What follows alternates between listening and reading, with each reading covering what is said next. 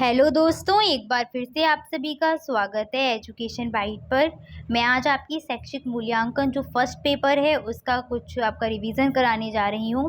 पहला टॉपिक से ही स्टार्ट करूँगी। फर्स्ट टॉपिक आपका था शैक्षिक मापन। मापन और मूल्यांकन दोनों ही इम्पॉर्टेंट हैं आपके। मापन क्या है ये कई बार पूछा गया है। शैक्षिक मापन का अर्थ बताइए। तो शैक्षिक मापन क्या होता है? शिक्षा में मापन से तात्पर्य छात्र की योग्यताओं विशेषताओं की मात्रा को गणितीय इकाइयों में निर्धारित करना ही शैक्षिक मापन कहलाता है। ठीक है, शिक्षा में मापन है क्या? जो भी छात्र है उसकी योग्यता और विशेषता की जो मात्रा है उसको गणितीय रूप में व्यक्त कर दीजिए या गणितीय इकाई में निर्धारित कर दीजिए, मापन हो जाएगा।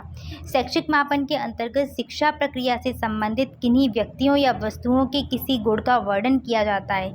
इसमें क्या करते हैं, व्यक्ति जो होगा या वस्तु होगी उसके गुण का वर्णन करेंगे। साथ साथ ये जो गुण के वर्णन होंगे ये गुणात्मक भी हो सकते हैं और मात्रात्मक भी हो सकते हैं, दोनों ही प्रकार के हो सकते हैं।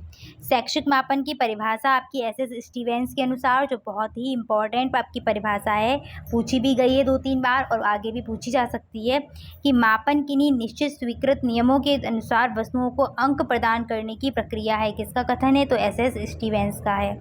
नेक्स्ट है आपका शैक्षिक मापन की विशेषताएं। तो मापन में आंकिक स्वरूप पाया जाता है। मापन मूल्यांकन में सहायक है।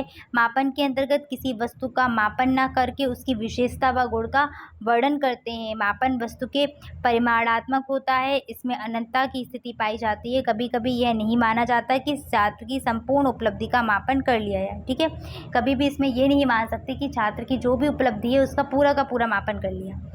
आगे बढ़ते हैं। अगला क्या है आपका शैक्षिक मापन का उद्देश्य क्या है, हम ये क्यों कर रहे हैं, क्या आवश्यकता है, क्या महत्व है। कोई भी आ जाए आपको एक ही पॉइंट्स लिखने हैं। तो शिक्षण व्यू की रचना का विकास करने के लिए जब हम इसका मापन करेंगे इससे पता चलेगा ना कि हमें क्या सुधार करना है, क्या किस तरीके से प्लान बनाने हैं। तो शिक्षण व्यू की रचना का विकास करने के लिए अधिगम को सहज बनाकर शिक्षण को आनंददायी बनाने के लिए ये भी इसमें आपका उद्देश्य हो जाएगा। विकास में बाधक तत्वों की पहचान करना ये भी उद्देश्य हो जाएगा। साथ साथ छात्रों के सर्वांगीण विकास में सहायता करना, छात्रों की वैयक्तिक आवश्यकताओं के अनुरूप शिक्षा सुविधाएं उपलब्ध कराना। तो ये सभी आपके शैक्षिक मापन के उद्देश्य रहेंगे। इसके बाद बात करते हैं शैक्षिक मापन के स्तर की। तो एस स्टीवेंस ने शैक्षिक मापन के कितने स्तर बताए हैं? 4 स्तर बताए गए हैं। पहला नामित स्तर, दूसरा क्रमित स्तर, तीसरा अंतरित स्तर और चौथा है आनुपातिक स्तर। नामित स्तर क्या होता है? यह सबसे कम परिमार्जित आपका स्तर का मापन है। यह मापन किसी गुण अथवा विशेषता के नाम पर आधारित होता है। इसमें व्यक्तियों अथवा वस्तुओं को किसी गुण के अथवा विशेषता के आधार पर नाम, शब्द, अंक या संकेत प्रदान किए जाते हैं। नामित स्तर में हम क्या करते हैं, उसके गुण और विशेषता के आधार पर ही उसको हम नाम, शब्द या अंक प्रदान कर सकते हैं। जैसे कि लिंग के आधार पर स्त्री या पुरुष में बांट देना, या विषय के आधार पर विद्यार्थियों को कला वर्ग या विज्ञान वर्ग, वाणिज्य वर्ग आदि वर्गों में बांट देना। क्रमित स्तर में क्या होता है? ये नामित से कुछ अधिक परिमार्जित स्तर होता है। यह मापन के गुणों की मात्रा के आधार पर होता है, जिसके कारण विभिन्न श्रेणियों में एक क्रम निर्धारित होता है और श्रेणी व वर्गों का कोई नाम या प्रतीक प्रदान कर देते हैं। इसमें क्या करेंगे, एक तरीके से हम क्या करते हैं, उनके गुणों की मात्रा के आधार पर उनको श्रेणियों में डिवाइड कर देंगे। क्रमित स्तर में जिन श्रेणियों का क्या होगा, क्रम होगा। जैसे विद्यार्थियों को उनकी योग्यता के आधार पर श्रेष्ठ, औसत, कमजोर अथवा प्रथम, द्वितीय, तृतीय श्रेणियों में बांट देना। ये क्या रहेगा, उनकी गुण और विशेषता के आधार पर उनको श्रेणियों में डिवाइड कर दिया गया है। इसके बाद आते हैं अंतरित स्तर। तो नामित व क्रमित स्तर से अधिक परिमार्जित स्तर होता है अंतरित स्तर। यह मापन गुण की मात्रा अथवा परिमाण दोनों पर ही क्या हुआ, मात्रा अथवा परिमाण के आधार पर होता है। इस मापन में गुण की मात्रा को इस प्रकार श्रेणीबद्ध किया जाता है कि प्रत्येक उपश्रेणी में अंतर समान है। इसमें जो श्रेणियां बनाई जाएंगी उसमें क्या रहेगा, डिफरेंस इक्वल रहेगा। जैसे कि ग्रेडिंग सिस्टम आपका आ जाता है 100 से 80, तो ए ग्रेड 80 से 60, बी ग्रेड 60 से 40, सी ग्रेड 40 से 20, डी ग्रेड 20 से 10 आपका ई ग्रेड। तो इसमें ग्रेडिंग सिस्टम आ जाएगा किसके अंतर्गत, अंतरित स्तर के अंतर्गत। समझ गए आप सभी। आगे बढ़ते हैं। अनुपातिक स्तर में क्या होता है, यह मापन का सर्वाधिक परिमार्जित स्तर होता है। इस मापन द्वारा प्रयुक्त मापन परिणामों को अनुपातों में व्यक्त करते हैं। अनुपातिक स्तर है तो जाहिर सी बात है अनुपात में ही व्यक्त करेंगे। इस मापन में अंतरित मापन के सभी गुणों के साथ परम शून्य की संकल्पना भी निहित होती है। परम शून्य क्या होता है, तो परम शून्य जो है वो वह स्थिति है जिस पर कोई गुण पूरी तरह से अस्तित्व विहीन हो जाता है, ठीक है। जिसका अस्तित्व नहीं रहेगा, अस्तित्व विहीन हो जाएगा, वो गुण आपका होगा परम शून्य में। अब इसमें देखिए किस तरीके से आएंगे अनुपातिक स्तर में, तो विद्यार्थियों को उनकी लंबाई तथा भार के आधार पर मापन करके अंक प्रदान करना, ये आ जाएगा किसमें, अनुपातिक स्तर में। नेक्स्ट है शैक्षिक मापन के प्रकार, तो ये 3 प्रकार के होते हैं, मानसिक या सामान्यीकृत मापन, भौतिक या निरपेक्ष मापन, या इप्सेटिव मापन, ठीक है।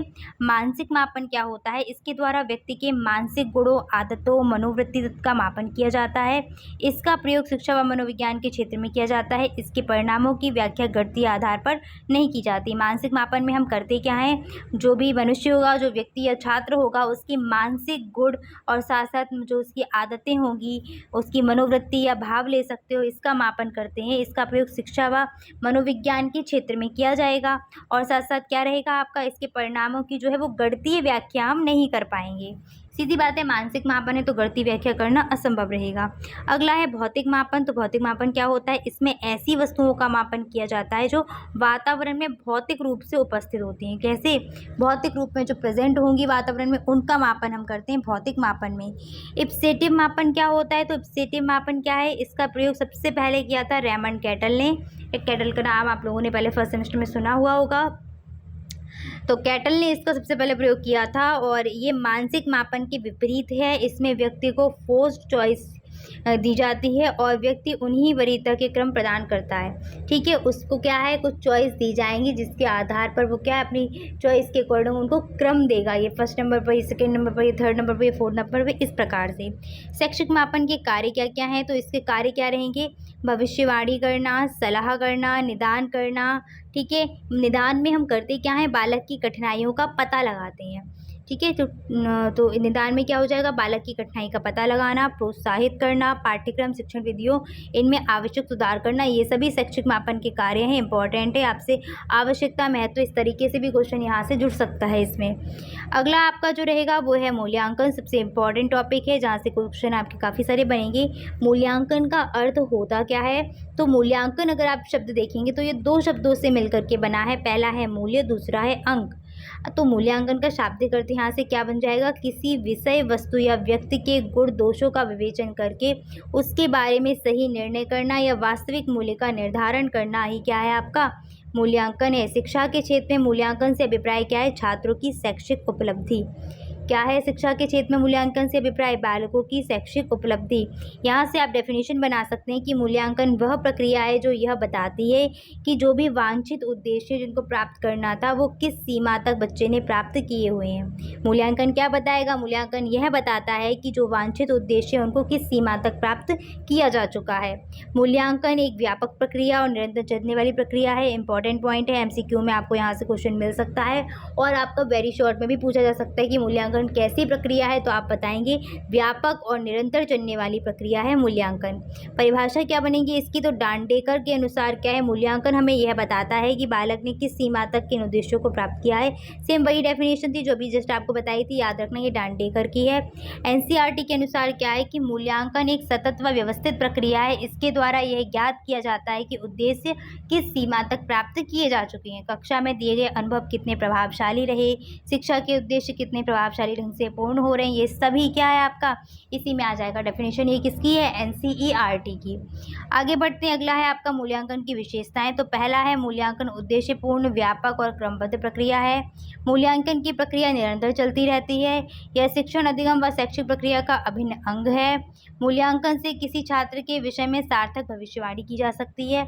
मूल्यांकन से भविष्यवाणी बहुत अच्छी कर देंगे, ठीक है। तो ये पॉइंट इंपॉर्टेंट है, इसको अच्छे से लिखना वहाँ पर। मूल्यांकन क्या होता है, जिससे हम बच्चे के बारे में आगे बता सकते हैं भविष्य में वो क्या करेगा।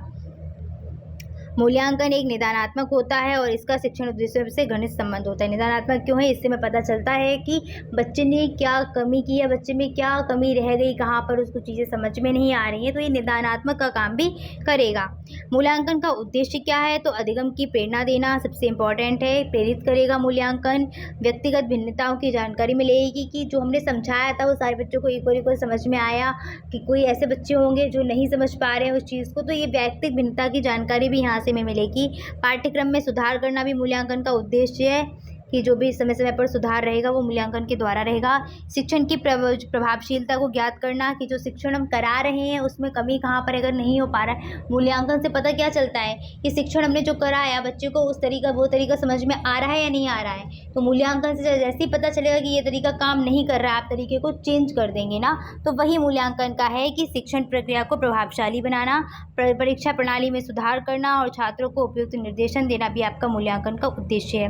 मूल्यांकन की प्रक्रिया के 3 प्रमुख अंग कौन कौन से हैं? बहुत बहुत बहुत इंपॉर्टेंट क्वेश्चन है, हो सकता है कल आपको एग्जाम में मिले ये। तो शिक्षण उद्देश्य, व्यवहार परिवर्तन और अधिगम क्रिया, ये 3 इसके उद्देश्य हैं। इस तरीके से मैंने आपको बना के ये दिया था, शिक्षण उद्देश्य, अधिगम क्रियाएं, व्यवहार परिवर्तन, ये क्या है? मूल्यांकन प्रक्रिया।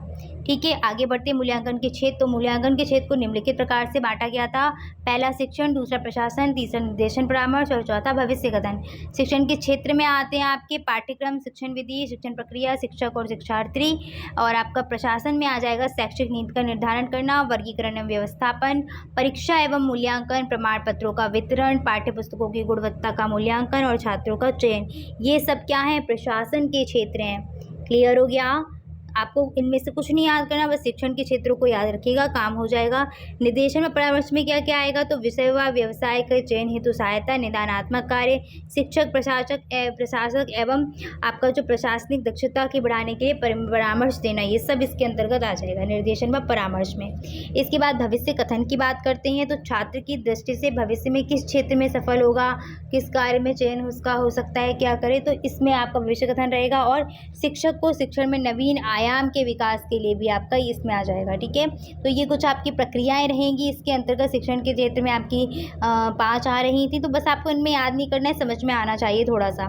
मूल्यांकन का महत्व व आवश्यकता क्या है? तो शिक्षण अधिगम जो प्रक्रिया है उसमें नवीन उद्देश्यों को निर्धारित करने में मूल्यांकन का महत्वपूर्ण स्थान है। शिक्षण के स्वरूप, पाठ्यचर्या एवं उद्देश्यों का समाज पर जो प्रभाव पड़ रहा है उसको जांचने के लिए भी हम मूल्यांकन का ही प्रयोग करेंगे। पाठ्यक्रम सहायक सामग्री में सुधार करने में मूल्यांकन का बहुत ज़्यादा रोल रहता है कि क्या पाठ्यक्रम में क्या क्या गड़बड़ी है, कहाँ पर चीज़ें समझ में नहीं आ रही, कहाँ क्या दिक्कत है, तो उसको हम यहाँ से दूर कर सकते हैं। साथ साथ छात्रों के अध्ययन के लिए प्रेरित करना, बच्चों को मोटिवेट करना कि इस तरीके से करिएगा, और साथ साथ नवीन शिक्षण विधियों को खोजने में भी मूल्यांकन का महत्वपूर्ण स्थान है। इसके बाद आगे बढ़ते हैं, शैक्षिक मापन व मूल्यांकन में क्या क्या समानताएं हैं। तो मापन एवं मूल्यांकन दोनों ही शैक्षिक प्रक्रिया के अनिवार्य अंग हैं, बहुत इंपॉर्टेंट पॉइंट है। दोनों का लक्ष्य बच्चों का सर्वांगीण विकास करना है, सीधी सी बात है, आसान बिंदु है ये भी। और दोनों छात्रों के गुणवत्तापूर्ण शिक्षा देने में दिशा में कार्य करते हैं। क्या क्या पॉइंट्स हैं आपके दोनों में समानताओं में? पहला तो यही कि दोनों ही शैक्षिक प्रक्रिया का अनिवार्य अंग है। दूसरा, दोनों का लक्ष्य क्या है? बच्चों का सर्वांगीण विकास करना। और तीसरा क्या है? दोनों छात्रों की गुणवत्तापूर्ण शिक्षा देने की दिशा में ही कार्य करेंगे। ठीक है, अगला मापन व मूल्यांकन में अंतर क्या है? तो मापन मूल्यांकन का सूक्ष्म रूप है, जबकि मूल्यांकन इसका क्षेत्र खुद ब खुद व्यापक होता है, बड़ा होता है। मापन पाठ्य वस्तु केंद्रित होता है, मूल्यांकन परिणाम केंद्रित होता है। याद रखना, पूछे गए हैं 2 बार ये क्वेश्चन, तो इम्पॉर्टेंट क्वेश्चन है ये वाला। यह किसी छात्र के संबंध में स्पष्ट धारणा व्यक्त नहीं करता, जबकि मूल्यांकन के द्वारा हम स्पष्ट धारणा बना सकते हैं। इसके द्वारा कितने उद्देश्य प्राप्त हुए हैं इसकी जानकारी होती है। इसके द्वारा उद्देश्य किस सीमा तक, किस हद तक प्राप्त हुए यही पता चलता है, क्योंकि मूल्यांकन की डेफिनेशन ही ये थी आपकी। अगला है, मापन के द्वारा सार्थक भविष्यवाणी संभव नहीं है, जबकि मूल्यांकन से एक सार्थक भविष्यवाणी संभव है। परीक्षण और मापन में क्या अंतर है? क्वेश्चन पूछा गया था। परीक्षण जो है वो मापन के पूर्व की संक्रिया होती है, जबकि मापन क्या है? परीक्षण के उपरांत जो निष्कर्ष है उस प्राप्त निष्कर्ष का एक भौतिक स्वरूप है परीक्षण। परीक्षण का संबंध मानसिक गुणों से होता है, जबकि मापन का संबंध मात्र भौतिक गुणों से होता है। परीक्षण किसी अवधारणा के सत्यापन के लिए किया जाता है, जबकि मापन क्या है? मापन छात्रों में अंतर्निहित क्षमताओं को संख्यात्मक रूप देना है। परीक्षण अवधारणा का सत्यापन करना है। ठीक है, क्या है? सत्यापन करना, और यहाँ पर क्षमताओं को संख्यात्मक स्वरूप देना। इसके बाद आ जाते हैं मूल्यांकन के प्रकार पर। तो मूल्यांकन के आपके जो विभिन्न प्रकार हैं मूल्यांकन के, यहाँ पर देख लेते हैं कौन कौन से। योगात्मक मूल्यांकन, संरचनात्मक मूल्यांकन, सतत मूल्यांकन और व्यापक मूल्यांकन। योगात्मक मूल्यांकन क्या होता है? सत्र के अंत में परीक्षा के माध्यम से किया जाने वाला मूल्यांकन योगात्मक मूल्यांकन कहलाता है। यह बाद में पाठ्यक्रमों में सफलतापूर्वक पूर्वानुमान लगाने में उपयोगी होता है। ठीक है, सत्र के अंत में किया जाएगा जब अगला पाठ्यक्रम पढ़ाएंगे। तो इसी के द्वारा हमें क्या पता चलेगा कि बच्चे को पूर्व का कितनी चीज़ पता है। संरचनात्मक या रूपात्मक मूल्यांकन क्या होता है? तो एक ऐसा मूल्यांकन जो शिक्षक पढ़ाते पढ़ाते करें। जब शिक्षक पढ़ा रहा हो तब वह जो मूल्यांकन करता है वही कहलाता है संरचनात्मक मूल्यांकन। नेक्स्ट है आपका सतत मूल्यांकन। तो वो है आपका जब मूल्यांकन लगातार, सतत मीन्स क्या? कंटिन्यू। जब मूल्यांकन सतत यानी कि लगातार चलता रहता है या निश्चित अंतराल पर मूल्यांकन, जैसे 15 दिन या 30 दिन या परीक्षा, क्योंकि बच्चा क्या है अचानक से परीक्षा लेने से डर जाता है, इसलिए सतत मूल्यांकन का मतलब क्या है कि कंटिन्यू, धीरे धीरे धीरे धीरे आप उसका यूनिट टेस्ट हो सकते हैं इसमें, ठीक है, या फिर आपका सरप्राइज टेस्ट भी आ जाएंगे। ठीक, तो सतत मूल्यांकन कंटिन्यू चलते रहना, जिससे क्या है बच्चे में एक बनी रहेगी चीज़ और वो अचानक एग्जाम का नाम सुनकर डरेंगे भी नहीं। नेक्स्ट है व्यापक मूल्यांकन। तो ये व्यक्ति के संपूर्ण व्यक्तित्व का माप कर देगा आपका मूल्यांकन। पूछा भी गया था कि संपूर्ण व्यक्तित्व का अगर मूल्यांकन करना है तो किस में आएगा?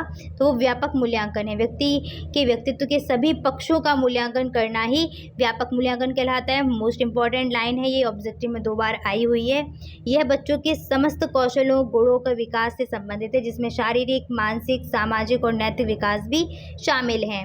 नेक्स्ट है सतत और व्यापक मूल्यांकन क्या होता है? तो सतत मूल्यांकन यहाँ डिटेल में देख लीजिए। सतत का अर्थ होता है लगातार यानी कि कंटिन्यू चलते रहना। एक ऐसा मूल्यांकन जो नियमित एवं निरंतर चलता रहे। इसमें छात्रों के अध्ययन एवं उपलब्धियों का प्रतिमाह लेखा जोखा रखा जाता है तथा संपूर्ण पाठ्यक्रम को छोटी छोटी इकाइयों में बांट दिया जाता है। जब एक इकाई पूर्ण हो जाती है तो उसका मूल्यांकन कर लेते हैं। सतत में क्या करते हैं?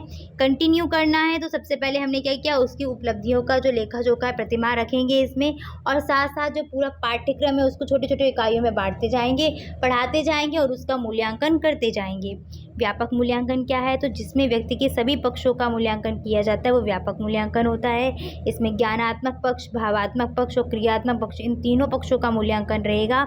इसमें छात्र के आकलन के लिए विविध उपकरण एवं तकनीकी का प्रयोग किया जाता है। अगला प्रश्न है सतत एवं व्यापक मूल्यांकन की विशेषताएं हैं। तो यह शिक्षण प्रक्रिया का अभिन्न अंग है। यह बालकों के संपूर्ण व्यक्ति के विकास पर ध्यान देता है।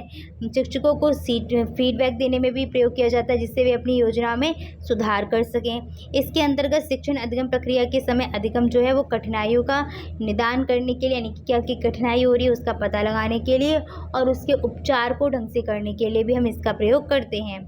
सतत व व्यापक मूल्यांकन की आवश्यकता क्यों है? तो छात्रों की कठिनाइयों का निदान करने के लिए, शॉर्ट में लिख सकते हो, छात्रों को तनाव मुक्त रखने के लिए, छात्रों की आवश्यकताओं, हितों, क्षमताओं, योग्यताओं को खोजने के लिए, छात्रों को नियमित अच्छी तरीके से कार्य करने की जानकारी देने के लिए, उनको प्रेरित करने के लिए, छात्रों की कमजोरियों का पता लगाकर उनमें सुधार करने के लिए। तो ये आपके रहेंगे मूल्यांकन की आवश्यकताएं। छात्रों की कठिनाइयों का निदान करना, तनाव मुक्त रखना, उनकी आवश्यकताओं, क्षमताओं का ध्यान रखना और उनकी नियमित अच्छी तरीके से उन्हें पढ़ने के लिए प्रेरित करते रहना, साथ साथ उनकी कमजोरियों का पता लगाना। दक्षता आधारित मूल्यांकन क्या होता है? तो दक्षता आधारित मूल्यांकन से तात्पर्य है न्यूनतम अधिगम स्तर से।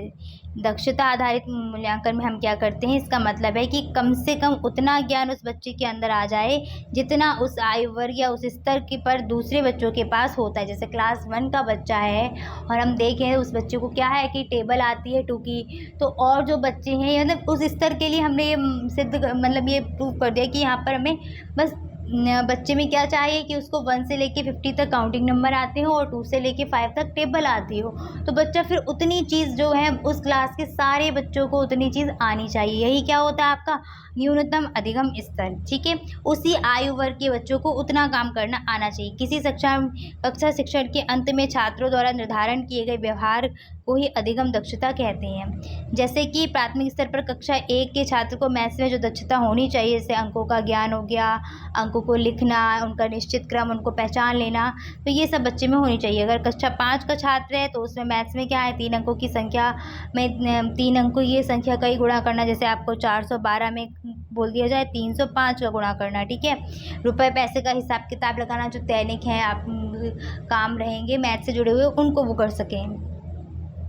नेक्स्ट है उपयुक्त में पूरी तरह दक्षता प्रदान करना ही अधिगम प्रक्रिया है। इस अधिगम को जांचने के लिए अध्यापक दक्षता आधारित मूल्यांकन का सहारा लेता है। एक तरीके से आप बोल सकते हैं कि किसी एक काम के प्रति दक्ष हो जाना, ठीक है। आपका वो जो भी आप कर रहे हैं उसमें क्या है मजबूत हो जाए, दक्ष हो जाए, परिपक्व हो जाए, क्लियर। तो यहाँ पर क्या रहेगा आपका जो आपका इस अधिगम में जानने के लिए अध्यापक दक्षता आधारित मूल्यांकन का सहारा लेते हैं, उन कारणों का पता लगाते हैं जिसके कारण अपेक्षित अधिगम स्तर में सीखने में असमर्थ है। जो बच्चा है वो अधिगम स्तर को प्राप्त नहीं कर पा रहा है जो निर्धारित किया गया है, क्यों नहीं कर पा रहा है। दक्षता आधारित मूल्यांकन में हम उस चीज़ का जाँच करेंगे और क्या करेंगे, कुछ इस तरीके से करेंगे ताकि वो उस चीज़ में क्या हो, दक्ष हो जाए। सतत मूल्यांकन कब किया जाता है, तो ये समय समय पर लगातार किया जाता है। उपचारात्मक शिक्षण संबंधित है बच्चों के गणित विषय से, बच्चों के पठन से, बच्चों की त्रुटियों को दूर करने के लिए। ये बात बिल्कुल सही है, तो आपका आंसर रहेगा सी ऑप्शन। नेक्स्ट क्वेश्चन है, व्यापक मूल्यांकन द्वारा मूल्यांकन किया जाता है, तो ये व्यक्तित्व के सभी पक्षों का मूल्यांकन किया जाता है इसमें। अगला प्रश्न है, मूल्यांकन के पक्ष, तो शिक्षा जगत में मूल्यांकन की प्रक्रिया को नवीनतम रूप देने का श्रेय जो है वो डॉक्टर BS ब्लूम को जाता है। इन्होंने शैक्षिक उद्देश्य की प्रक्रिया को त्रिध्रुवीय प्रक्रिया कहा है, क्योंकि उसमें शैक्षिक उद्देश्य का वर्गीकरण 3 पक्षों में किया गया है, संज्ञानात्मक, भावात्मक और क्रियात्मक पक्ष। संज्ञानात्मक पक्ष क्या होते हैं, देखो आपको डिटेल नहीं आनी है, यहाँ से सिर्फ इतना याद रखना। संज्ञानात्मक पक्ष क्या है, इनके अगर हम उपपक्ष या उपभाग पूछते हैं जैसे ज्ञान, बोध, अनुप्रयोग, तो ये याद रखना बस, ठीक है। संज्ञानात्मक पक्ष में क्या होता है, मूल्यांकन के ज्ञानात्मक पक्ष के अंतर्गत बालकों की योग्यताओं, क्षमताओं, ज्ञान, चिंतन, समस्या समाधान आदि के ज्ञान का मूल्यांकन किया जाता है। या हम इस प्रकार भी कह सकते हैं कि बालक के पास कितनी जानकारी है, उसे अभी तक कितनी जानकारी और देनी है, ये सब हम ज्ञानात्मक पक्ष में आएंगे। इसमें आपके 6 स्तर आते हैं टोटल, ज्ञान, बोध, प्रयोग या अनुप्रयोग आ जाएगा, विश्लेषण, संश्लेषण और मूल्यांकन। भावात्मक पक्ष की बात करें तो शैक्षिक उद्देश्यों के वर्गीकरण में भावात्मक पक्ष का बहुत अधिक महत्व है। इसमें क्या करते हैं, व्यक्ति के मनोभावों यानी कि उसकी रुचियों को, ब्लूम का कहना था कि हम उसी चीज़ को ज़्यादा अच्छी तरीके से समझते हैं जिसमें हमारी रुचि होती है। तो मनोवृत्तियों, संवेग, रुचियों हमारे व्यक्तित्व का भाग है। भावात्मक पक्ष में इन सभी का मापन किया जाता है। और भावात्मक पक्ष में क्या है आपका 6 स्तर हैं, 6 वर्ग बताए गए हैं। पहला है आग्रहण, दूसरा अनुक्रिया करना, तीसरा अनुमूल्यन, चौथा है आपका व्यवस्थापन और क्या यहाँ पर 3 एक मिसिंग है, आग्रहण, अनुक्रिया करना, अनुमूल्यन, विचार या अवधारणा, फिर 5th है व्यवस्थापन और चौथा आपका 6th है चारित्रीकरण। यानी कि 6 स्तर इसमें भी होते हैं। आपको कुछ नहीं करना, आपको सिर्फ भावात्मक पक्ष क्या होता है ये तैयार करना है, साथ साथ इनके 6 स्तर को लाइन वाइज पढ़ लेना। कौशलात्मक पक्ष क्या होता है, तो कौशलात्मक पक्ष को ही हम क्रियात्मक पक्ष भी कहते हैं। इसके अंतर्गत शारीरिक एवं क्रियात्मक कौशलों पर बल दिया जाता है, जैसे विज्ञान के उपकरण हो गए, मॉडल वगैरह, मानचित्र हो गया, चार्ट वगैरह बनाना हो गया। इसे भी 6 वर्गों में ही बांटा गया है। टोटल कौन कौन से हैं 6 वर्ग, उत्तेजना या उद्दीपक, कार्य करना, नियंत्रण, समायोजन, स्वाभाविकरण और आदत पड़ना। देखो कहीं कहीं आपको 5 या 7 भी मिल रहे होंगे, लेकिन जो BS ब्लूम ने दिए थे वो 3 पक्ष दिए थे, ज्ञानात्मक आपका हो गया और भावात्मक और क्रियात्मक, फिर ये तीनों ही 6 भागों में बांटे गए हैं। अगला आपका क्या है, नेक्स्ट क्वेश्चन है आपका संज्ञानात्मक व ज्ञानात्मक पक्ष से आप क्या समझते हो। तो ब्लूम ने ज्ञानात्मक पक्ष के उद्देश्य को सरल से कठिन की ओर शिक्षण अधिगम में निम्न स्तर से शुरू किया था और उच्च स्तर तक हम लेकर के जाते थे। ठीक है, क्या करना था, इसमें निम्न स्तर से शुरू करके उच्च स्तर तक ले जाने का दृष्टिकोण को ध्यान में रखते हुए इसके 6 भागों में विभाजित कर दिया गया है। साथ में हर वर्ग में अधिगम के परिणामों को भी स्पष्ट करने का प्रयास किया गया है। इस वर्गीकरण का आधार क्या है, स्थूल से सूक्ष्म की ओर या फिर हम बोल सकते हैं सरल से कठिन की ओर। ज्ञान में क्या होता है, निम्न स्तर है, इसके अंतर्गत विद्यार्थियों की विषय वस्तु को विभिन्न पक्ष, सूत्र, परिभाषा, पहचान, जानना, चुनना आदि का ज्ञान कराया जाता है। बोध में क्या होगा, ज्ञान के बाद बोध आता है कि सीखा गया ज्ञान में बच्चों को कितना समझ में आया, ये रहेगा बोध।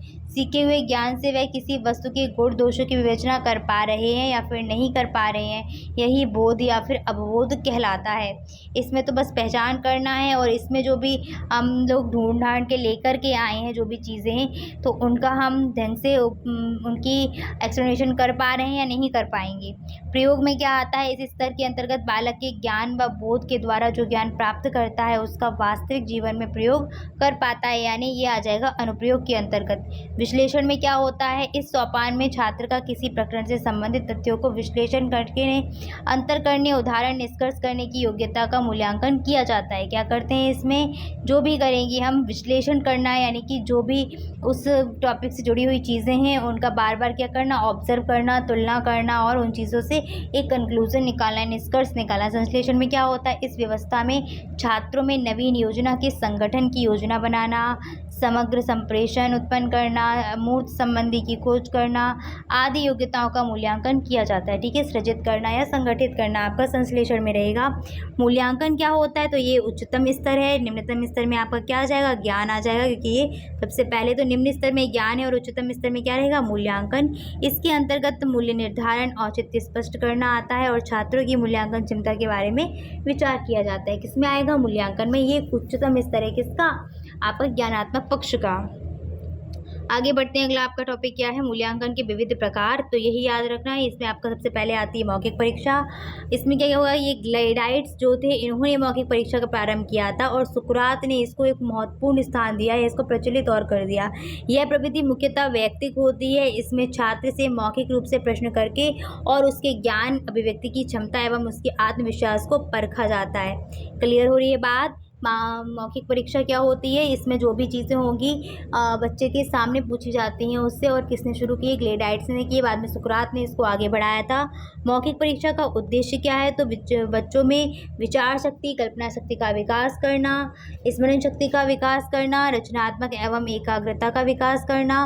मौखिक परीक्षा से विद्यार्थियों में गति एवं शुद्धता से कार्य करना की आदत डालना, ये सभी आपका किसके अंतर्गत रहेगा, मौखिक परीक्षा के अंतर्गत। इसके बाद आगे बढ़ते हैं, मौखिक परीक्षा का महत्व क्या क्या है, तो परिश्रम और समय की बचत हो जाती है, शीघ्र गति से काम खत्म हो जाता है, यथार्थ एवं शुद्ध गति आदत का विकास होने लगता है, आत्मविश्वास की भावना में जागृत हो जाएगी, स्मरण और कल्पना शक्ति की भावना जागृत हो जाएगी। आप यहाँ पर एक पॉइंट और ऐड कर सकते हो, हिचकिचाहट या फिर संकोच जो होता है वो बच्चों में खत्म हो जाएगा।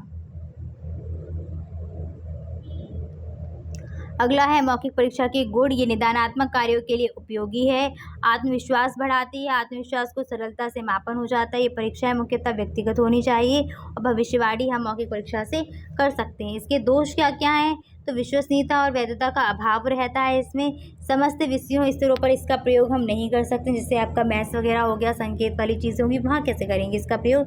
अगला है, इसमें परीक्षा के आधार पर अंतिम व्यापक एवं संपूर्ण मूल्यांकन संभव नहीं है। हाँ, ये बात तो सही है, आप लोग भी देख पा रहे हैं मौखिक परीक्षा में क्या होता है, पूरा मूल्यांकन नहीं कर सकते हम, या सारे चैप्टर्स पूछ पाएंगे, सारे चैप्टर से एक एक क्वेश्चन भी नहीं पूछ पाएंगे इसमें।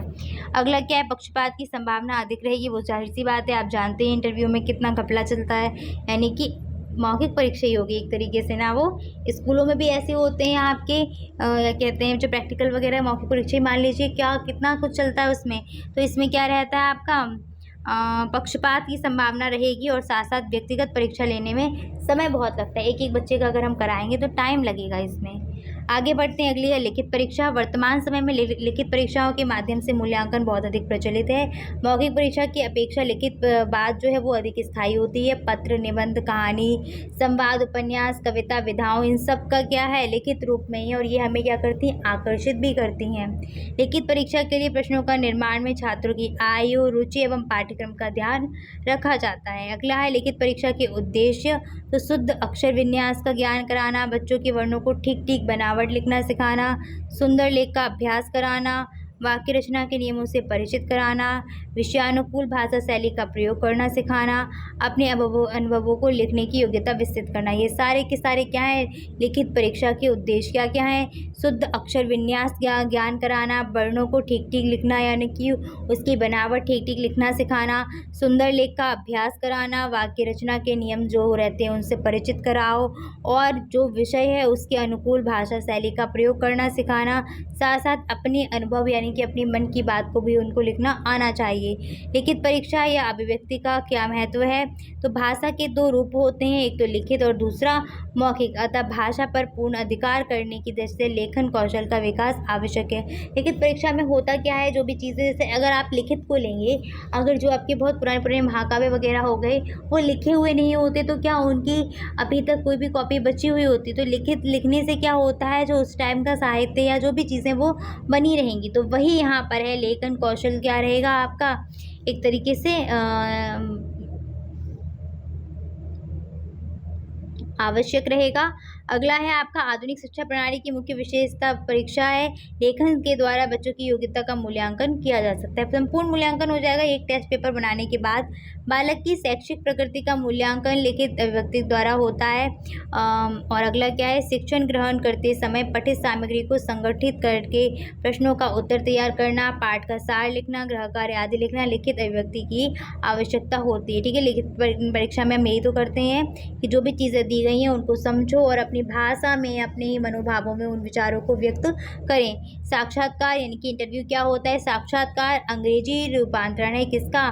इंटरव्यू का। ठीक है, मतलब इसका अंग्रेजी में हम इसको इंटरव्यू बोलते हैं। साक्षात्कार अनुसंधान की कोई प्रणाली नहीं है, अपितु तो आंकड़े प्राप्त करके प्रभावशाली उपकरण है। इसमें साक्षात्कारकर्ता एवं उत्तरदाता के मध्य बातचीत एवं अंत्यक्रिया चलती रहती है। साथ साथ साक्षात्कार विधि से छात्रों की समस्याओं एवं उनकी स्थितियों की जानकारी प्राप्त करके उन्हें उचित शैक्षिक एवं व्यावसायिक निर्देशन दिया जा सकता है। क्या करेंगे इसके अंतर्गत हम साक्षात्कार में, कि हम ऐसा भी कर सकते हैं कि यहाँ पर उनको दिशा निर्देश या परामर्श वगैरह जो रहेगा वो यहाँ पर दे दिया जाएगा।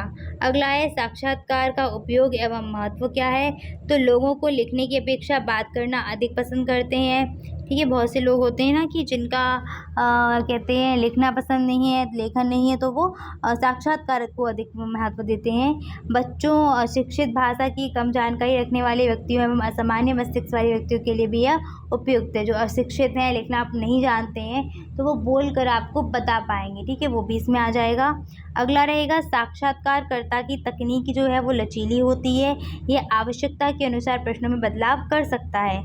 ठीक है, क्योंकि वो आपके सामने बैठे हुए हैं और आपसे तुरंत क्वेश्चन बदल सकते हैं, तो ये लचीला रहेगा। जब चाहें तब प्रश्नों में बदलाव कर पाएंगे।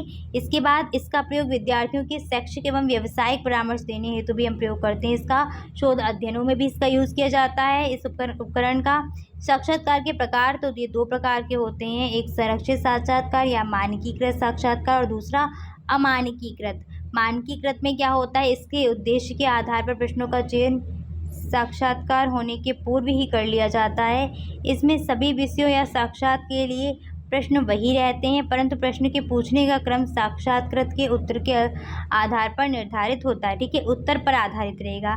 इसमें क्या है कि इसमें उद्देश्य के आधार पर ही प्रश्नों का चयन किया जाता है और साक्षात्कार होने के पूर्व ही प्रश्नों का जो चयन होगा वो साक्षात होने से पहले ही कर लिया जाएगा। इसमें सभी विषयों पर साक्षात के लिए प्रश्न वही रहेंगे, बस उनका जो क्रम रहेगा वो उत्तरों पर डिपेंड करेगा या उन पर आधारित रहेगा।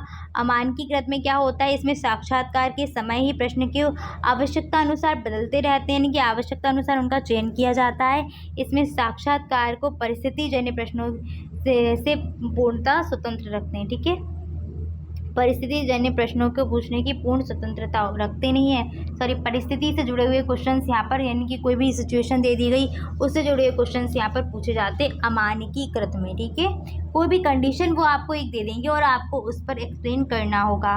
मानकीकृत में क्या है, पहले से ही क्वेश्चन डिसाइड होते हैं साक्षात्कार से पहले ही, और उन्हीं में से क्वेश्चन पूछे जाएंगे। अगला है साक्षात्कार के गुण, तो सूचनाओं की प्राप्ति, गहन अध्ययन, अतीत की घटनाओं का अध्ययन, विषम घटनाओं का अध्ययन, ये सब इसके गुण रहेंगे।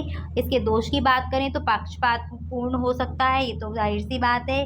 उत्तरदाता को असंतुलित उत्तर का कारण उसमें संवेग का उतार चढ़ाव भी हो सकता है। कुछ ऐसे लोग होते हैं ना, नहीं बोल पा रहे हैं या फिर उन्हें हिचकिचाहट हो रही है। ठीक है, तो ये रहेगा। साक्षात्कार के समय उत्तरदाता कभी कभी अपने वास्तविक विचारों को व्यक्त नहीं कर पाते हैं, जिससे सही सूचना नहीं मिलती है। समझ में आ गया सभी को? चलिए आगे पढ़ेंगे। इसमें ऐसा होता है ना कि काफ़ी सारे लोग क्या हैं, अपनी बात पूरी नहीं रख पाएंगे जो उन्हें रखनी चाहिए थी। नेक्स्ट आपका क्या है, साक्षात्कार के गुण, ये तो हो गया आपका। निरीक्षण क्या होता है, तो सिम्पसन के अनुसार निरीक्षण क्या है, निरीक्षण ज्ञानेंद्रिय संबंधी सीखने की एक पद्धति है जिसमें व्यक्ति अपने चारों ओर संसार का ज्ञान प्राप्त करता है। ठीक है, सिम्पसन ने क्या बोला है, निरीक्षण ज्ञानेंद्रिय संबंधी सीखने की एक पद्धति है जिसमें व्यक्ति को अपने चारों ओर के संसार का ज्ञान प्राप्त होता है।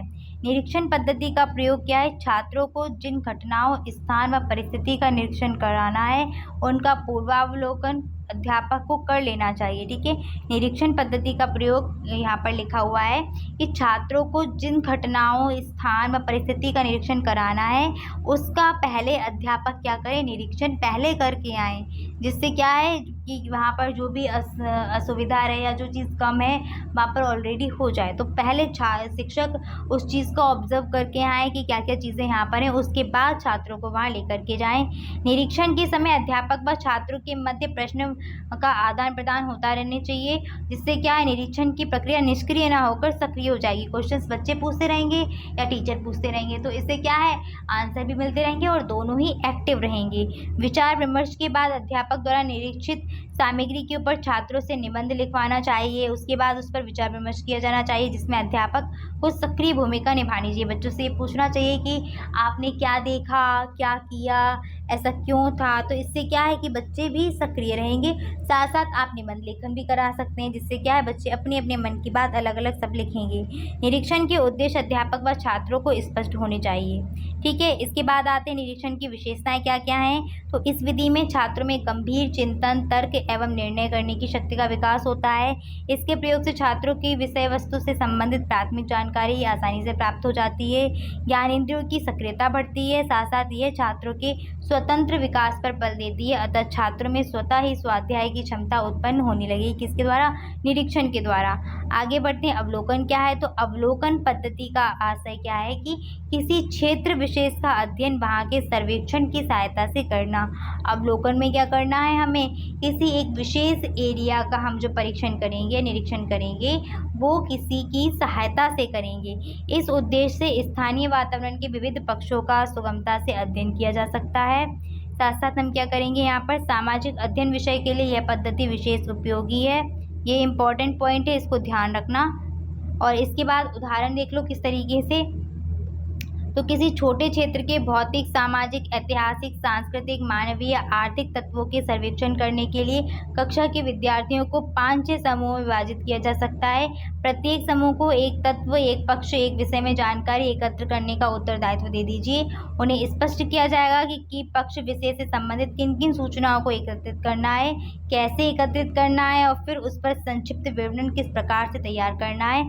इस प्रकार अवलोकन के द्वारा निष्कर्ष निकाला जाता है कि पूरे कार्य में शिक्षक मार्गदर्शक की भूमिका निभाता है। इसमें क्या करते हैं, अवलोकन में हमने ग्रुप डिवाइड कर दिया, उनको जहाँ पर लेकर गए बता दिया कि आपको सामग्रियाँ इस तरीके से कलेक्ट करनी है, इस तरीके से उनको रखना है और इस तरीके से उनका संक्षिप्त एक विवरण तैयार करना है। ठीक है, आगे बढ़ते। इसमें शिक्षक क्या करेगा, बस एक मार्गदर्शक का ही काम करेगा। निरीक्षण विधि से उस मार्ग को दर्शाती है जिस पर चलकर सत्य की खोज की जाती। कथन किसका है, तो चार्ल्स गिडे का है। क्या बोला है इन्होंने कि निरीक्षण विधि उस मार्ग को दर्शाती है जिस पर चलकर सत्य की खोज की जाती है। अगला है आपका संरचनात्मक मूल्यांकन। इसमें है शिक्षक जब कक्षा में शिक्षण कार्य करते हैं तो प्रश्नों द्वारा सीखने वाले छात्रों की उपलब्धि का मूल्यांकन करता है। इसी को संरचनात्मक मूल्यांकन कहते हैं। यानी कि शिक्षक जब कक्षा में ही शिक्षण कर रहे होंगे तो प्रश्नों से सीखने वाले छात्र की उपलब्धि का मूल्यांकन वहाँ करते रहेंगे, वही रहेगा संरचनात्मक मूल्यांकन। इस मूल्यांकन के द्वारा छात्र के ज्ञान का स्तर का पता चलता है। इसके द्वारा अध्यापक को यह जानने में सक्षम हो जाते हैं वो कि छात्र को अर्जित ज्ञान कितना है। इस मूल्यांकन में विद्यार्थियों की कमजोरियों का तत्काल निदान एवं उपचार भी किया जा सकता है। सीधे सीधे जब तुरंत पता चल जाएगा तो हम क्या करेंगे, सीधे सीधे उस चीज़ को दूर करने का काम करेंगे।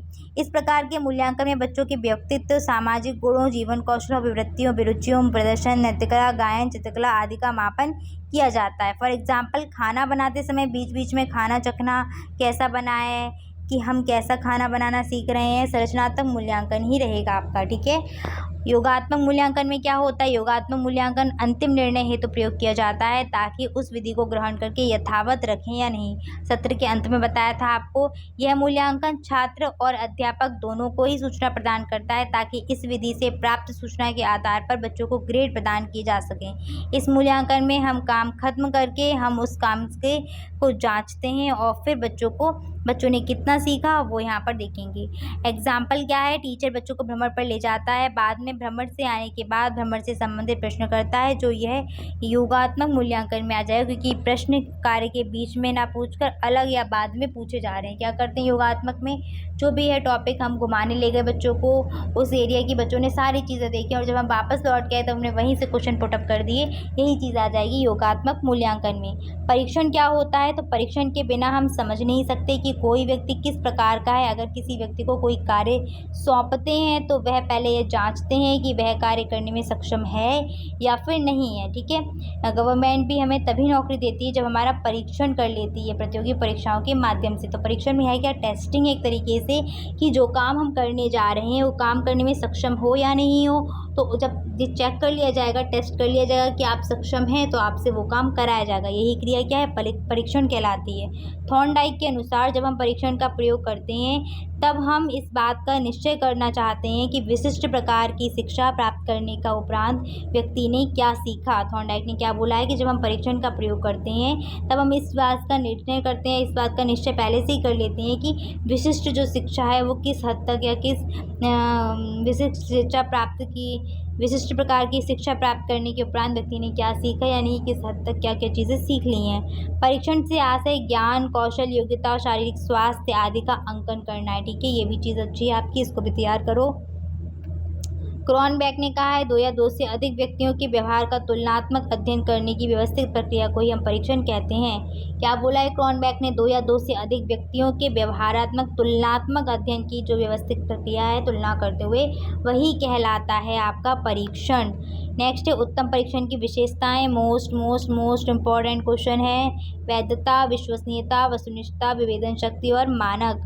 ठीक है, वैधता क्या होती है? यदि कोई परीक्षण किसी गुण का मापन करता है जिसके लिए उसको बनाया गया है तो वह परीक्षण क्या कहलाता है? वैध कहलाता है। वैधता से आशय है कि परीक्षण उस उद्देश्य की पूर्ति करता हो जिसके लिए उसका निर्माण किया गया है।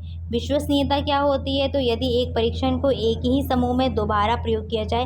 वैधता में क्या है कि जिसके लिए बनाओ उसको ही वो पूरा करे, उस उद्देश्य को प्राप्त करे, तो वो वैध हो जाएगा। विश्वसनीयता में क्या होगा कि एक ही परीक्षण को एक ही समूह में दोबारा दिया जाए, उनके अंकों में कोई अंतर ना आए, तो वहाँ पर हम बोलते हैं परीक्षण क्या है? विश्वसनीय। यानी कि एक परीक्षण को हम अधिक बार प्रयोग करके देख लेते हैं कि सेम रिजल्ट निकल रहा है, यानी कि परीक्षण क्या है? विश्वसनीय है। इससे तात्पर्य है कि बार बार प्रयोग करने पर भी परीक्षण सेम निष्कर्ष देता है। यही लाइन इंपॉर्टेंट है क्योंकि MCQ में आपकी यही लाइन पूछी जाती है।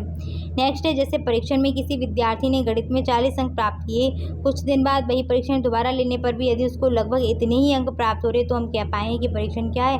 विश्वसनीय है। इसके बाद क्या आता है आपका?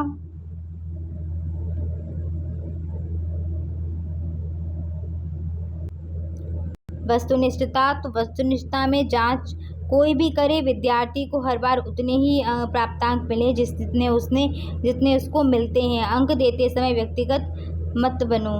ठीक है, व्यक्तिगत ना होना चाहिए, यहाँ पर होना चाहिए। या हम कह सकते हैं कि हर स्थिति में प्रश्न का संभावित उत्तर एक ही हो, वस्तुनिष्ठ मूल्यांकन कहलाएगा। वस्तुनिष्ठता में क्या होता है? वस्तुनिष्ठ परीक्षण में जांच कोई भी करे, विद्यार्थी को हर बार उतने ही अंक प्राप्त हो जितने उसे मिलते हैं, और अंक देते समय व्यक्तिगत नहीं बनना है। ठीक है, इसलिए हम कह पाएंगे वहाँ पर परीक्षण क्या है? वस्तुनिष्ठ है।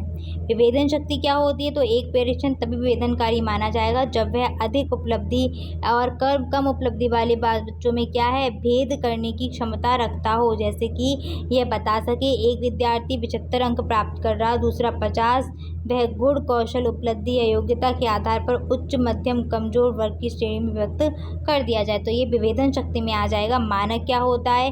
पैमाना, कसौटी, नापने का मान का आधार। ये मानक की ही आप शाब्दिक अर्थ आप बोल सकते हैं। मानकों का प्रयोग किसी व्यक्ति के समूह में स्थिति जानने के लिए किया जाता है। इसका प्रयोग किसी व्यक्ति के निष्पादन एवं योग्यताओं की तुलना समूह अन्य व्यक्तियों से करने के लिए किया जाता है। ठीक है, तुलना वगैरह करने में इसका यूज़ करेंगे। व्यक्तियों मानकीकरण कुछ सुनिश्चित प्रक्रियाएं होती हैं। इसमें निर्देशों का सावधानीपूर्वक अंकन किया जाता है, जिसमें पक्षपात की संभावना नहीं रहती है।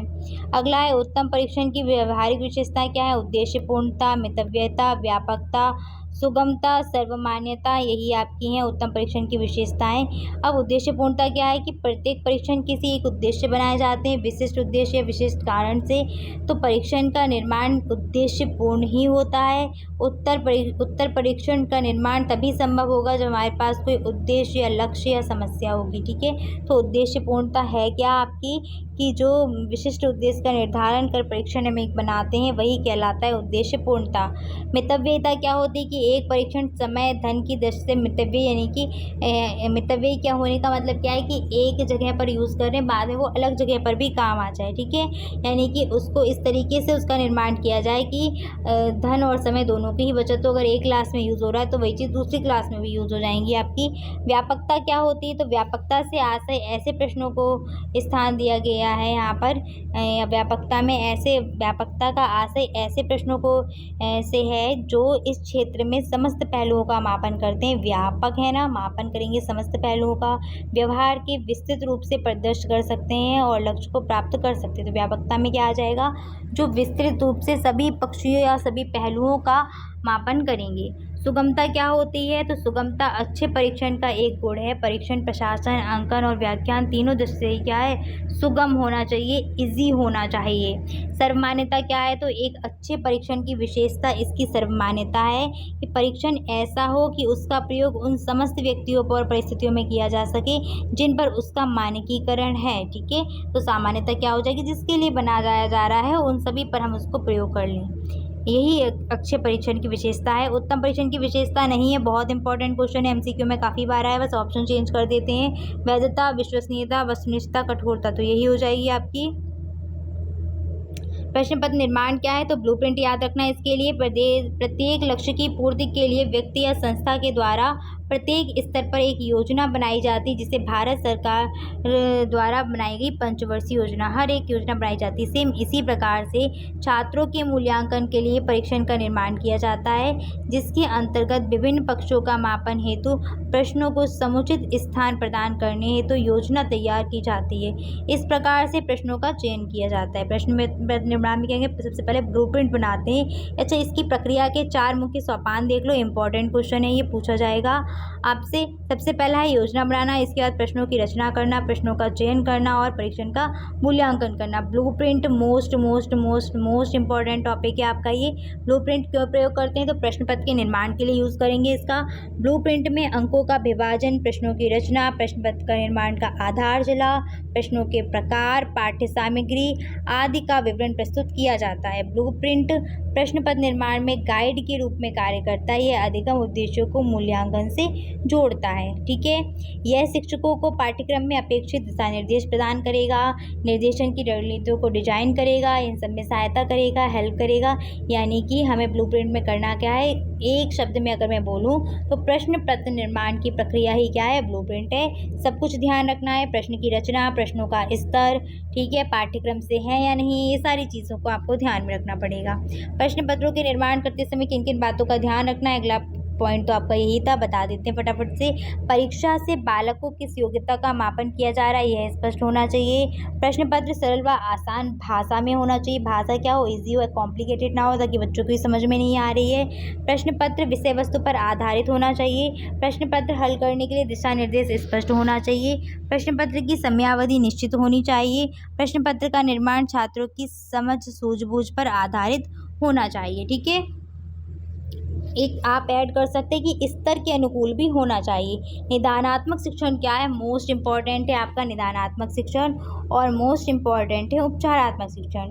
निदानात्मक शिक्षण के द्वारा विद्यार्थियों की अधिगम संबंधी कठिनाई और कमजोरियों का पता लगाते हैं, जिससे क्या है कि इससे विद्यार्थी में क्या कमी है, कहाँ पर हम प्रयास कर रहे हैं, वो किस कारणवश नहीं सीख पा रहा, यही सारी क्या है आपका निदानात्मक है। और जब हम कमजोरियों का पता लगा लेंगे कि क्या किस कारण से ये कमजोरी आ रही, किस कारण से वो नहीं सीख पा रहा है, किस कारण से वो कठिनाई आ रही है उसको सीखने में, तो ये तो निदान में आ गया। इसके बाद हम जो उपचार करेंगे उस समस्या को जो खत्म करने के लिए प्रयास करेंगे वही कहलाता है उपचारात्मक शिक्षण। उपचारात्मक शिक्षण है क्या? उपचारात्मक शिक्षण विद्यार्थियों की कमजोरियों को दूर करने का प्रयास किया जाता है, वह उचित मार्गदर्शन यहाँ पर दिया जाएगा। दूर करेंगे उपचारात्मक में, और निदानात्मक में क्या करेंगे, वहाँ पर हम उसका पता लगाते हैं। योकम और सिम्पसन के अनुसार डेफिनेशन है, उपचारात्मक शिक्षण उस विधि को खोजने का प्रयत्न है जो छात्र को अपनी कुशलता या विचार की त्रुटियों को दूर करने में सफलता प्रदान करेगा। बचाव निदान का उच्चतम स्तर है। कथन किसका है? टीपीनन का, क्रॉनबेक का, मरे का या रॉस का? बहुत जगह बहुत कंफ्यूजन है, कोई टीपीनन देते हैं, कोई रॉस देते हैं, तो ज़्यादा हम आंसर सही जाएंगे रॉस की तरफ। फिर आपको जो ठीक लगे आप वो लगाइएगा।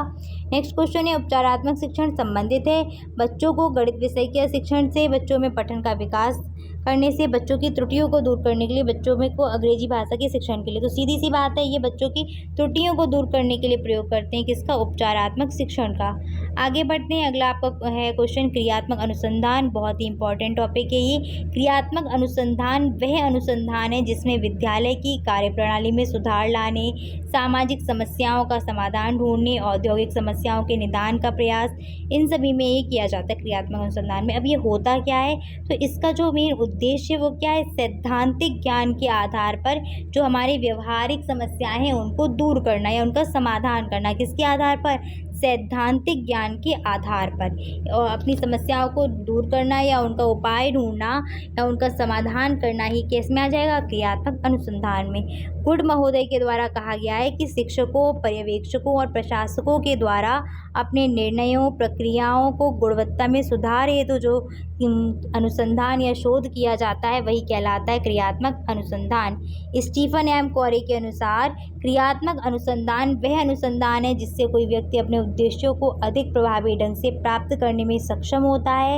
एक शिक्षक अपने शिक्षण में सुधार करने के लिए क्रियात्मक अनुसंधान का प्रयोग करता है। एक स्कूल प्रशासक अपने प्रशासकीय व्यवहार में सुधार करने के लिए क्रियात्मक अनुसंधान का प्रयोग करता है। ऐसा नहीं कि ये सिर्फ बच्चे के ही उसमें होगा, ऐसा नहीं है। शिक्षक भी कर सकता है, जो प्रशासक होंगे वहाँ पे मैनेजर वगैरह वो भी कर सकते हैं। ऐसे स्टीफन एम कोरी की डेफिनेशन याद रखना। क्रियात्मक अनुसंधान के लिए बहुत कार्य इन्होंने किया हुआ है। इंपॉर्टेंट है डेफिनेशन। वैसे डेफिनेशन आएगी नहीं, अगर आती है तो आप ऊपर वाली लिख देना, और अगर नहीं आती है तो कोई बात नहीं, ठीक है। क्रियात्मक अनुसंधान की आवश्यकता या महत्व क्या है? तो इसकी मदद से स्थानीय व तात्कालिक समस्याओं का तुरंत समाधान कर शैक्षिक वातावरण को हम बेहतर बना सकते हैं। पहले से कम समय में अपनी समस्याओं का सरल व सही समाधान खोज सकते हैं। नेक्स्ट है, शिक्षा के क्षेत्र में कार्य करने वाले प्रत्येक शिक्षक अधिकारी को अपनी समस्याओं को सरल व सही समाधान खोज पाएंगे। शिक्षण विधियों में उचित परिवर्तन लाया जा सकता है। इसके द्वारा शिक्षा से संबंधित दैनिक समस्याओं का हल खोजा जा सकता है। किसके द्वारा? क्रियात्मक अनुसंधान के द्वारा, ठीक है। स्थानीय जो तात्कालिक समस्याएं हैं उनका समाधान मिलेगा। साथ साथ कम समय में अपनी समस्या का सरल समाधान खोज पाएंगे। इसके बाद शिक्षा के क्षेत्र में कार्य करने वाले प्रत्येक शिक्षक अधिकारी को अपनी समस्या का सरल व सही समाधान खोज सकते हैं। शिक्षण विद्यार्थियों में उचित परिवर्तन लाया जा सकता है। शिक्षा में जो दैनिक समस्याएं हैं उनका भी हल कर पाएंगे हम। क्रियात्मक अनुसंधान के चरण बहुत इंपॉर्टेंट है, कहीं 6 मिलेंगे, कहीं 8 मिलेंगे। तो आप क्या करिएगा, निम्नलिखित सोपान है इस तरीके से हेडिंग डाल के लिख देना। पहला सोपान है इसका समस्या का चयन, यानी कि समस्या को चुनो। किसी भी अनुसंधान का सबसे पहला सोपान है वह समस्या होती है जिसके संबंध में अनुसंधान किया जाता है, क्योंकि समस्या के अभाव में अनुसंधान की आवश्यकता होगी ही नहीं। रिसर्च या अनुसंधान करने पहले समस्या का होना ज़रूरी है। इसीलिए क्या है, पहले समस्या को चुनो। अनुसंधान करने जा रहे हो तो क्या होनी चाहिए? एक समस्या हमारे पास होनी चाहिए। इसके बाद समस्या को परिभाषित करना, यानी कि एक्सप्लेन करना। अब जो समस्या हमारे पास है, जिस पर हम कार्य कर रहे हैं, उसको स्पष्ट करना ज़रूरी है कि उस समस्या से क्या तात्पर्य है। उदाहरण के लिए जैसे वर्तनी की समस्या है बच्चों में, तो जिसमें अधिकतर छात्रों की अशुद्धियाँ करते हैं, जैसे वे आकाश को आकाश, फूल को फुल लिख रहे हैं, तो ये क्या है, इसको एक्सप्लेन करना। समस्या का सीमांकन थर्ड है आपका। इसके अंतर्गत समस्या के उस क्षेत्र को बताइए जहां आप कार्य करेंगे। उदाहरण के लिए वर्तनी संबंधी अशुद्धियों सभी कक्षा के छात्र कर सकते हैं, लेकिन आप सभी कक्षा के छात्रों को नहीं ले सकते। आपको सीमित कक्षाएं लेनी पड़ेंगी। इस सोपान के अंतर्गत उस पाठशाला एवं कक्षा का उल्लेख करना होगा जिसमें आप अनुसंधान करेंगे। ठीक है, सीमांकन करने का मतलब ही क्या है, जहाँ पर हम वो अनुसंधान करने जा रहे हैं उसकी हमें डिटेल यहाँ पर देनी पड़ेगी, जिस क्लास के लिए, फर्स्ट के लिए, थर्ड के लिए, जहाँ भी हम जा रहे हैं। फोर्थ है आपका समस्या के संभावित कारणों का पता लगाना और कारणों का विश्लेषण करना। इस सोपान में उन कारणों पर विचार करते हैं जो वर्तनी संबंधी अशुद्धियों का मूल कारण है, जैसे कि क्षेत्रीय भाषा का प्रभाव हो जाएगा, जो अब वर्तनी संबंधी नियम होते हैं उनका पता नहीं होना, शिक्षकों का पूर्ण ज्ञान भी कर सकते हो। ठीक है, अब इन कारणों पर विचार कीजिए और फिर देखते हैं कि इन सभी कारणों में सबसे प्रमुख कारण क्या हो सकता है। 4-5 कारण निकल के आ गए, इसमें सबसे प्रमुख कारण क्या है। फिर क्रियात्मक परिकल्पना निर्माण, परिकल्पना समझ में आती है ना, पूर्व में की गई जो कल्पना रहेगी आपकी वही है। तो इस सोपान के अंतर्गत उन क्रियाओं पर विचार किया जाएगा जिनके द्वारा समस्याओं को मिटाया या फिर दूर किया जा सकता है। जैसे वर्तनी संबंधी अशुद्धि के लिए बच्चों को व्यक्तिगत रूप से बताएंगे, सामूहिक कार्यक्रम चलाएंगे, संबंधित नियमों को से अवगत कराएंगे। ठीक है, इसी पर सभी शिक्षक बैठकर क्या करेंगे, विचार या विमर्श करेंगे, क्योंकि परिकल्पना हमने यहाँ पर बना ली पहले से कि हमें करना क्या है। यहाँ पर आपका 6 पॉइंट है कि अभिकल्प निर्माण एवं उपकरणों का विकास। तो उन बातों पर विचार करेंगे जिनके द्वारा आप अपने प्रयत्नों का मूल्यांकन कर सकते हैं। वर्तनी सुधार के लिए किए गए प्रयत्न, प्रत्येक प्रयत्न के पश्चात उसके परिणामों का परीक्षण करना। उन शब्दों की सूची तैयार की जा सकती है जिनको बच्चे में क्या है, प्रायः भूल करते हैं। ठीक है, जो गलतियां कर रहे हैं जहाँ पर बार बार वही वर्ड में, तो उनकी आप एक लिस्ट भी बना सकते हो। विश्लेषण क्या है, तो इसमें समस्या समाधान हेतु आपके द्वारा किए गए प्रयासों या प्राप्त आंकड़ों का विश्लेषण किया जाता है, उसको एनालाइज करते हैं।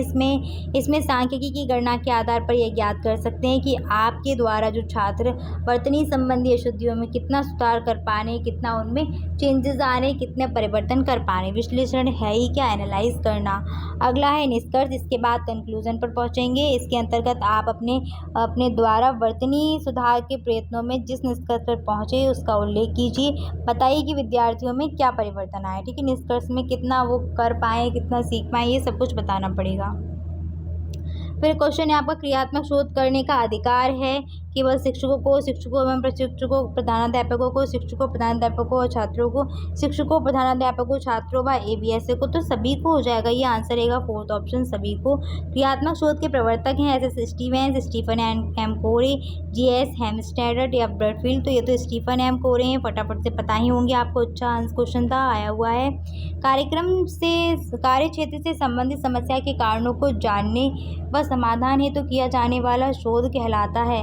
तो ये कहलाता है आपका क्रियात्मक शोध। कार्य क्षेत्र से संबंधित समस्या के कारणों को जानने व समाधान हेतु किया जाने वाला जो शोध रहेगा वो क्या कहलाएगा, क्रियात्मक शोध कहलाता है। समस्या हमारी, सहल भी हमारा। किसका है ये कथन आपका, बहुत इंपॉर्टेंट है, पूछा जा चुका है, ध्यान रखना, कल भी मिल सकता है देखने को। ये है क्रियात्मक शोध। ठीक है, परिकल्पना होती है, तो समस्या का पूर्व अनुमान ही परिकल्पना होती है। नेक्स्ट है आपका शैक्षिक नवाचार, बहुत इंपॉर्टेंट टॉपिक है, बहुत ही आसान है, कुछ नहीं करना, इसमें अपने मन से बना करके लिख देना। नवाचार का मतलब क्या है, 2 शब्द से मिलकर बना है। नव मीन्स नया, आचार मीन्स आचरण या फिर व्यवहार में परिवर्तन। ठीक है, तो नवाचार है क्या, नवाचार वह परिवर्तन है जो पूर्व स्थित विधियों और पदार्थों के आदि में नवीनता का संचार करता है, नएपन को लेकर के आता है। ठीक है, इसको इनोवेट बोलते हैं। इसमें क्या होगा, टू इंट्रोड्यूस, नोवेलाइज और टू मेक चेंजेस। ठीक है, EM रोजर्स के अनुसार क्या बोला गया है कि नवाचार वह विचार है जिसकी प्रतीति व्यक्ति नवीन विचारों के रूप में करे। EM रोजर्स ने क्या बोला है कि नवाचार एक ऐसा विचार है जिसमें क्या है, व्यक्ति नए नए विचारों को इस रूप में इसको व्यक्त करे। वॉर्नेट ने कहा है कि नवाचार एक विचार है या व्यवहार है अथवा पदार्थ है जो नवीन है, वर्तमान स्वरूप में गुणात्मक दृष्टि से क्या है, अलग है, एक तरीके से नयापन है। और इससे क्या होगा, इस शिक्षा में बहुत सहायता मिलती है। जहाँ जहाँ पर हमें पता है कि बच्चों में कमियाँ आ रही हैं, हम वहाँ पर नई नई विधियों का प्रयोग कर सकते हैं। नवाचार की विशेषता क्या है, तो इसका संबंध नवीन तकनीकी व नवीन ज्ञान से है जिसका प्रयोग शिक्षक अपने शिक्षण प्रक्रिया में करता है। ठीक है, इसके बाद शैक्षिक प्रक्रिया में क्रियाशीलता एवं प्रायोगिक की प्रकृति विद्यमान होती है। ठीक है, बच्चे क्रियाशील भी रहेंगे इसके द्वारा वर्तमान परिस्थितियों में सुधार किया जाता है और इसका संबंध प्रमुख रूप से शिक्षण अधिगम प्रक्रिया को प्रभावी व रुचिपूर्ण बनाना है। नवाचार का जो मेन रहेगा आपका वो यही उद्देश्य रहेगा कि जो शिक्षण प्रक्रिया है वो प्रभावशाली रहे और क्या रहे, आपकी रुचिपूर्ण रहे। इसके बाद ये छात्रों का सर्वांगीण विकास का मार्ग प्रशस्त करता है। नवाचार का महत्व क्या क्या है, तो इसके द्वारा छात्र अध्यापकों की दूरी कम की जा सकती है। पूर्व स्थापित विधियों, कार्यक्रमों एवं परंपराओं में नवीनता लाने के लिए नवाचार जरूरी है। विद्यालयों में लर्निंग कॉर्नर, समाचार दीवार, पुस्तकालय, बालकवार, पत्रिकाएं, प्रकाशन आदि के लिए नवाचार आवश्यक है, ये भी लिख सकते हैं। देश में हो रहे राजनीतिक, आर्थिक, सामाजिक, सांस्कृतिक परिवर्तनों के कारण शिक्षा क्षेत्र में अनेक परिवर्तन हुए हैं। ठीक है, जिसमें क्या खुद को एडजस्ट करने के लिए भी नवाचार की आवश्यकता पड़ती है। ठीक है, जो भी चेंजेस हो रहे हैं आपके, उनके लिए भी क्या है, नवाचार आवश्यक रहेगा। प्रार्थना स्थल पर छात्रों में सद्विचार, प्रेरक प्रसंग या किसी महापुरुष से जुड़ा हुआ विचार, कोई समाचार आपके रहेंगे तो इनका वाचन भी एक नवाचार का हिस्सा ही रहेगा। नवाचार के क्षेत्र, तो शैक्षिक नवाचार बहुत व्यापक होता है। गणित, भाषा, पर्यावरण विज्ञान, सामाजिक अध्ययन आदि विषयों, शिक्षा, विभिन्न व्यावहारिक गतिविधियों के द्वारा शैक्षिक नवाचार यहाँ पर इम्पॉर्टेंट रहेगा। इसके अंतर्गत क्या रहेंगे, आपकी बालक को भविष्य में आने वाली समस्याओं का ध्यान में रखकर हम इसका प्रयोग करते हैं। नवाचार में करना ही क्या है, अगर आपको आसान शब्दों में कहूँ तो जितना नयापन डाल सकते हो। गणित विषय हो गया, EVS हो गया, सामाजिक हो गई, विज्ञान हो गई। ठीक है, इसमें आप क्या करा सकते हैं, एक्टिविटी के आधार पर बहुत सारी चीज़ें करवा सकते हैं, प्रयोग करवा सकते हैं जहाँ पर हो सकता है। यही सब आ जाएंगे नवाचार के अंतर्गत। ठीक है, शिक्षण अधिगम के सुधार हेतु तो स्थानीय समुदाय परिवेश के संसाधनों की पहचान एवं उपयोग करना, मूल्यांकन, प्रार्थना स्थल की गतिविधि, पाठ्य सहगामी गतिविधियाँ, सामुदायिक सहभागिता, विद्यालय प्रबंधन, लाइब्रेरी, ये सभी आपके इसी के अंतर्गत आएंगे नवाचार में। ठीक है, तो यहाँ पर आपका ये कंप्लीट होता है पूरा का पूरा आपका शैक्षिक मूल्यांकन। क्वेश्चन आपको यहीं से मिल जाएंगे। एक आध क्वेश्चन देखिए आपको अपनी लैंग्वेज में बनाने पड़ेंगे क्योंकि ज़रूरी भी है। बहुत सी चीज़ें आपका जो समावेशी शिक्षा और शैक्षिक मूल्यांकन एक ऐसे पेपर हैं जहाँ पर बहुत सी चीज़ें आपको ऐसी मिलेंगी जिनके आंसर्स आपको अपनी योग्यता के अनुसार लिखने पड़ेंगे। ठीक है, क्योंकि हम लोग टीचर बनने जा रहे हैं तो सीधी सी बात है, एक जो अपनी भावनाएं, अपने विचार हैं उनको किस तरीके से प्रस्तुत करना है, ऐसे क्वेश्चन आपको एग्जाम में ज़रूर डाले जाते हैं। तो इतना ही रखती हूँ, मिलेंगे फिर अगली क्लास में। Thanks for watching and please like, share and subscribe my channel. Bye, take care.